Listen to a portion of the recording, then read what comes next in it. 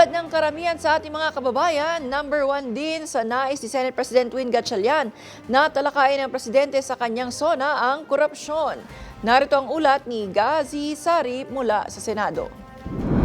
Inaasahan ni Senate President Win Gatchalian na magiging sentro ng sona ni Pangulong Ferdinand Marcos Jr. sa Lunes ang mga hakbang upang hindi na maulit ang mga nangyaring korupsyon. Pero close second dito ang mahalagang reformang dapat ilatag ng Pangulo tungkol sa ekonomiya. Ang expectation ko, bibigyan ng malaking pansin ang issue natin pagdating sa pagbagal ng ating ekonomiya.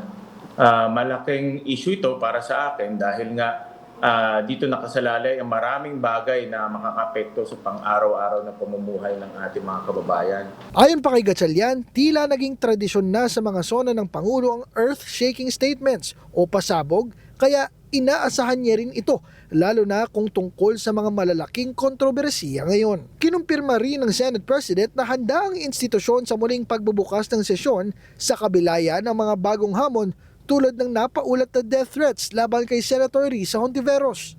Nakakabahala yan at hindi pwedeng binabantaan ng ating mga senador dahil ginagawa nila yung kanilang trabaho at dapat gawin nila yung trabaho nila na walang takot. Dahil mandato namin na paglingkuran ng ating mga kababayan ng walang takot.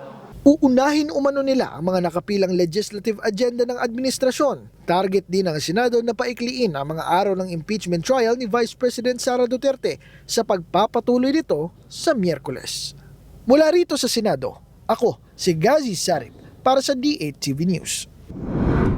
Maraming salamat sa iyo, Gazi Sari.